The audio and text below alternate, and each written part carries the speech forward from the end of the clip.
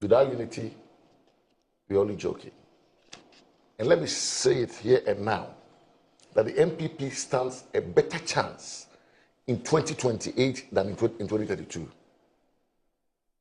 Because John Mahama is in his final third. He will not run again. So they will be producing a new candidate. So if you cannot take advantage of that to win the 2028 elections, then we'll be in for serious trouble.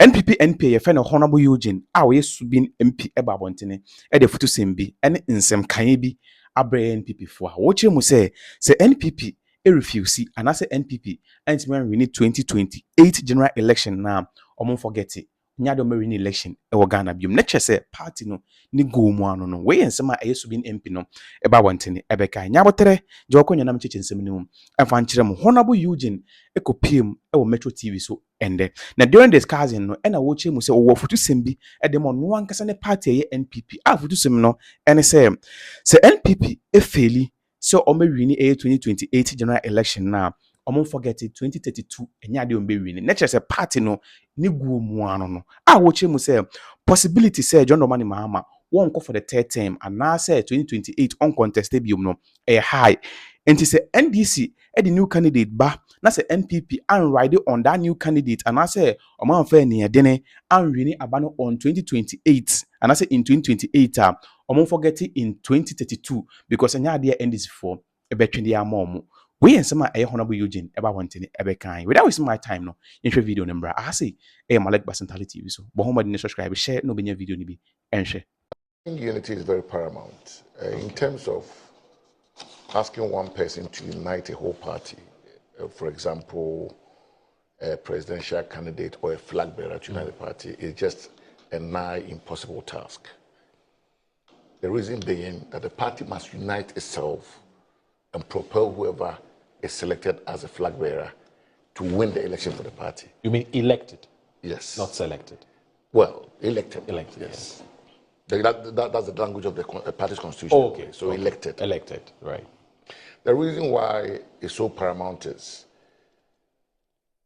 I'm sure from 1992, we've had Kufuor Edubuahe.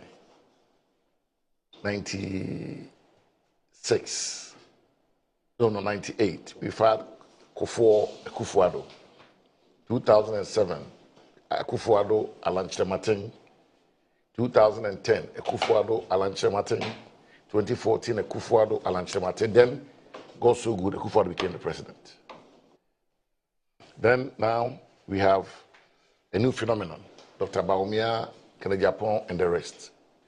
And in all this, I have been a very active participant in all these, especially from the 2007 Congress, of which I was a privileged polling agent for the former president, Nana Dankwa Akufo-Addo. Made the infamous 2007 Congress. Yes, well, at Lagos. I don't know whether you describe as infamous. Famous or infamous? I was there actually. I was a reporter at the time. And a day after the elections, I saw what the winner of that contest, Nana Dankwa Akufo-Addo, had to go through to bring everybody on board. Right.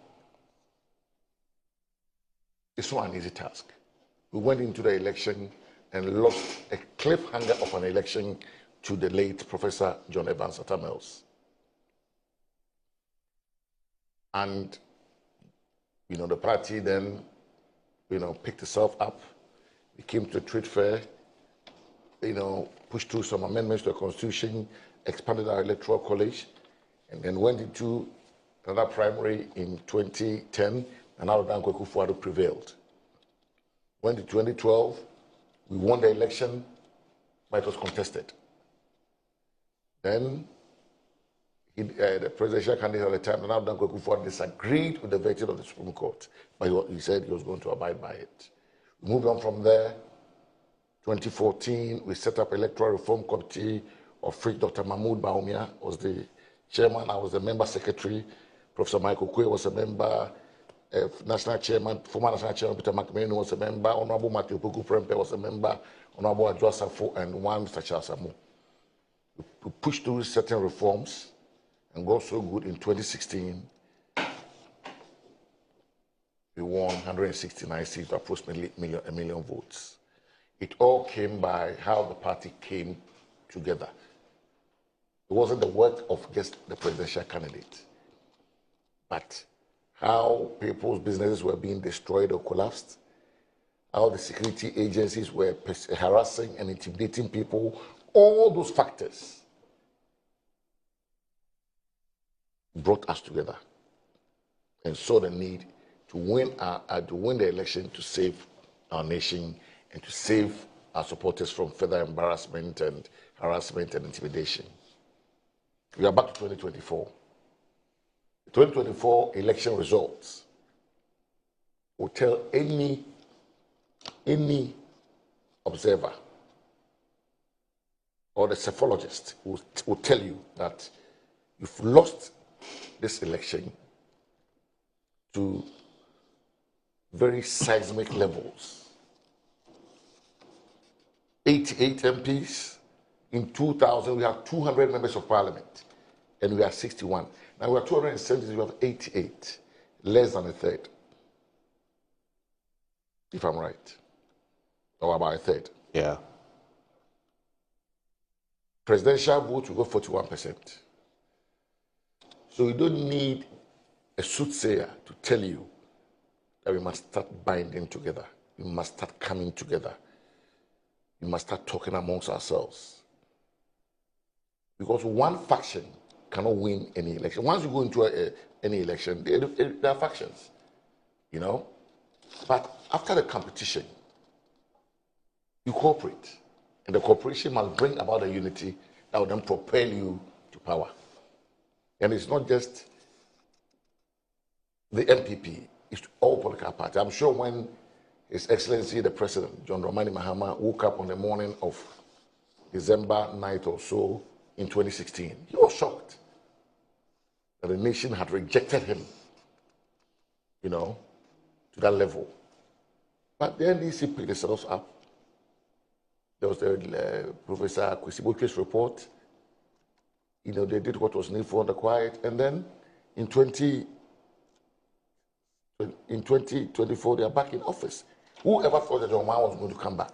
Some of us even thought he wasn't going to even contest any elections again. But then the NDC presented him twice. And then he's back in office. All what I'm saying to our NPP colleagues is that this is the time for us to come together. Without unity, we're only joking.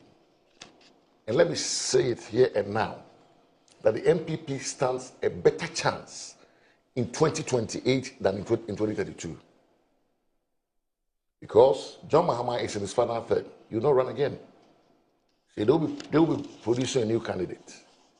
So if you cannot take advantage of that to win the 2028 elections, then we'll be in for serious trouble.